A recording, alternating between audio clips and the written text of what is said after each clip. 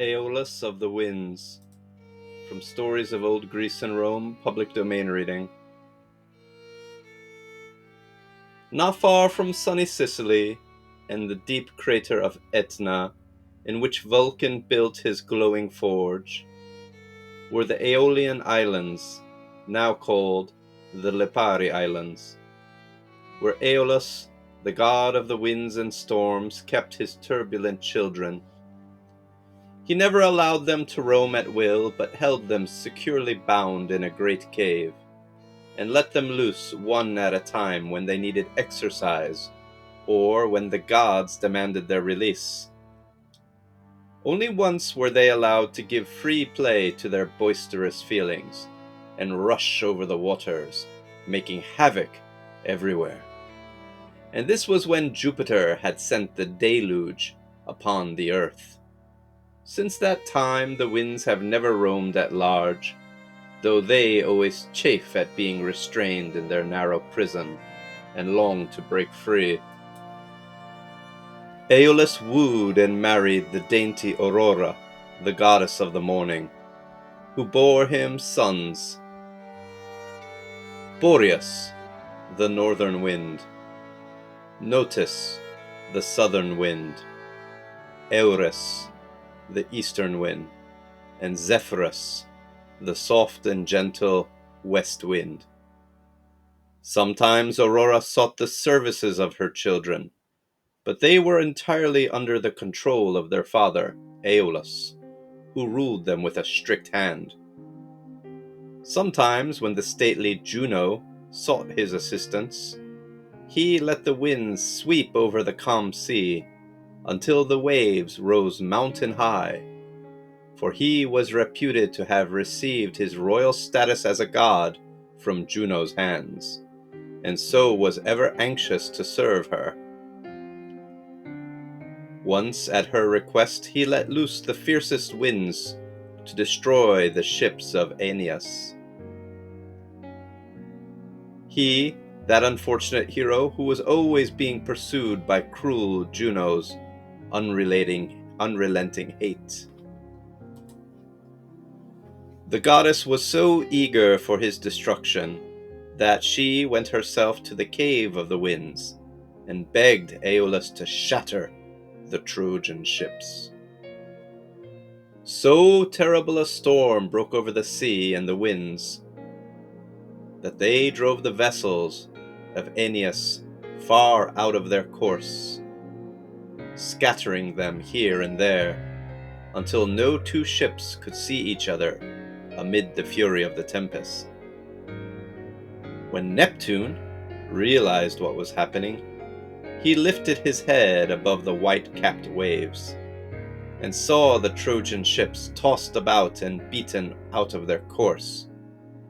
As he himself had given no commands for such a storm, he knew it was the never-ending hatred of Juno for the Trojans that had brought about the disaster. But the sea, and all that therein, was Neptune's to control, and he was justly angry with Juno's interference. So he recalled the winds from their mad race, and bade the storm to cease.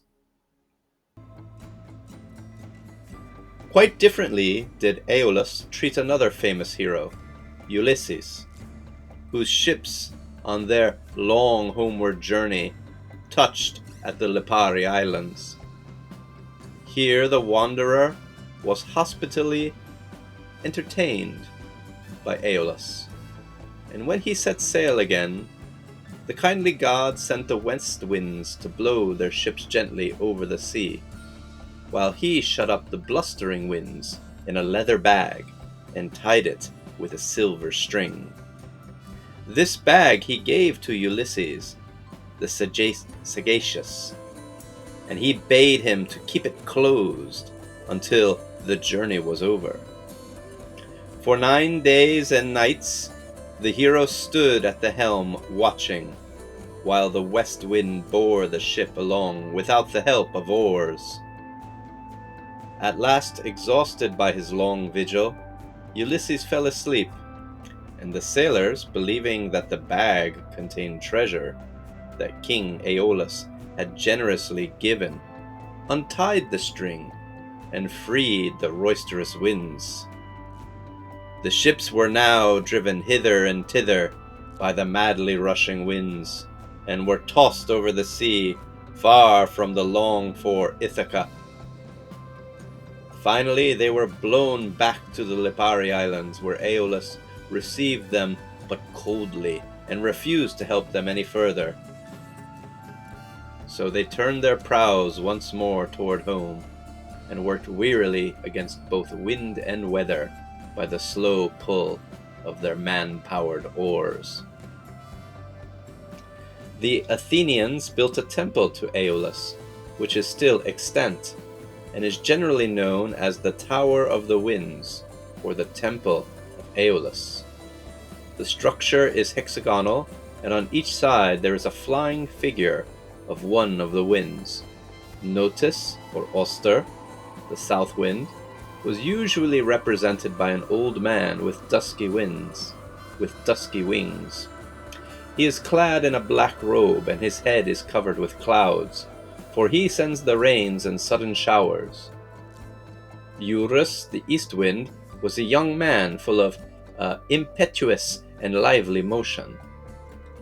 Chorus, the northwest wind, drove clouds of snow before him, and Boreas was a figure rough and shivering. Zephyrus had a lap full of flowers, and was the one wind sent to play with children. Boreas was the bringer of hail and tempests, and when he wooed the nymph Orithyia, he sought in vain to approach her gently and to breathe his soft love. But he could not sigh, and his lightest whisper frightened the maiden by its harshness.